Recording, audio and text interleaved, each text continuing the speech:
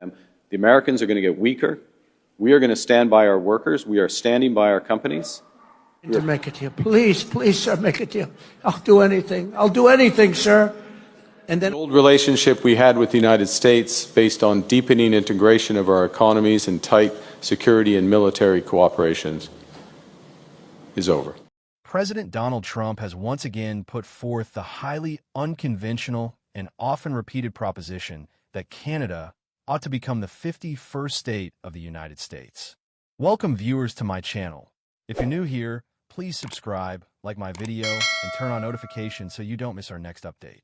This latest iteration of his long-standing desire for Canadian annexation is now explicitly tied to access to what he refers to as his Golden Dome space weapons system, a seemingly grand, exclusive, and potentially game-changing defense technology that he envisions as a cornerstone of American security in an increasingly complex global landscape. In a characteristic post on Truth Social on Tuesday evening, Trump claimed to have directly informed Canadian officials that if they choose to remain a sovereign, separate nation, they would face a substantial and explicit cost of $61 billion to utilize this advanced defense infrastructure.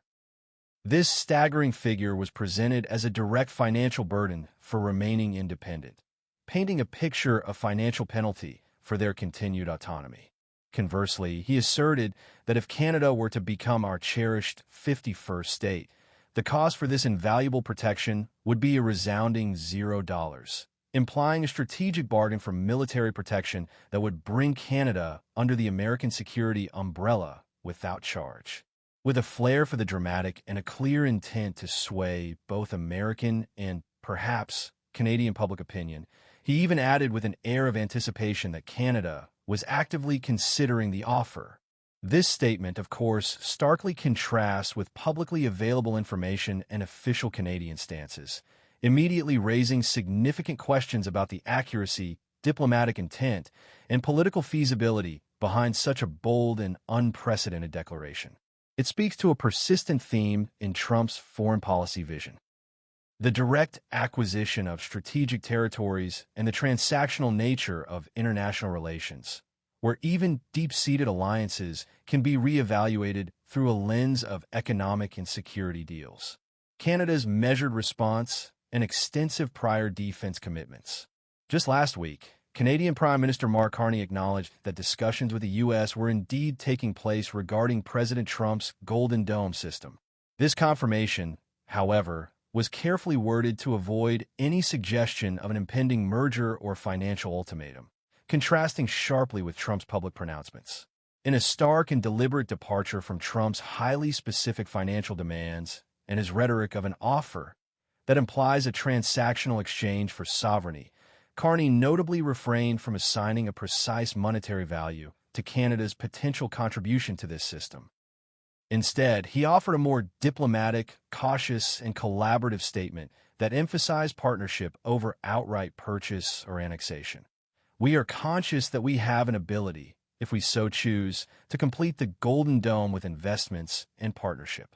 This carefully chosen response suggests a willingness to explore and collaborate on advanced defense initiatives within a framework of mutual cooperation and shared investment, without, crucially, committing to the notion of annexation or accepting a hefty price tag for what Trump presented as a unique offer for their continued independence.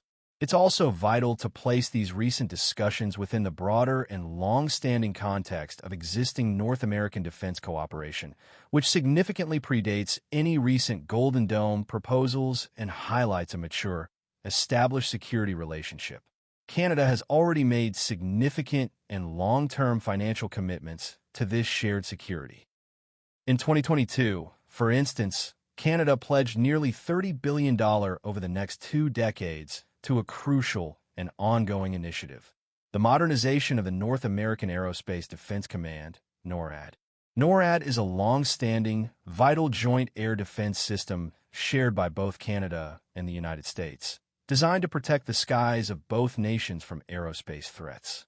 This substantial, independent investment clearly demonstrates Canada's unwavering commitment to continental defense without in any way sacrificing its national sovereignty or independence. It underscores that Canada is already a proactive and financially invested partner in North American security, not a potential new acquisition to be bargained for. A history of imperialist aspirations and Canada's unwavering rejection of annexation.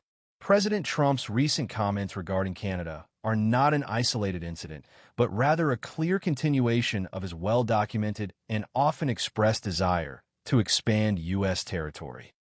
This ambition notably includes not only Canada, but also, famously, Greenland, which he attempted to purchase from Denmark in 2019, much to the surprise and bemusement of the international community.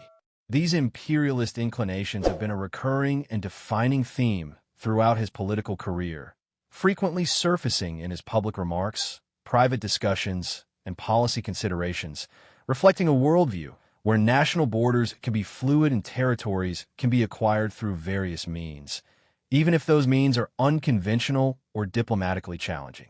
His approach often frames international relations through a transactional lens, where even sovereign nations can be acquired or subjected to terms dictated by U.S. interests, often with a perceived cost-benefit analysis at the forefront.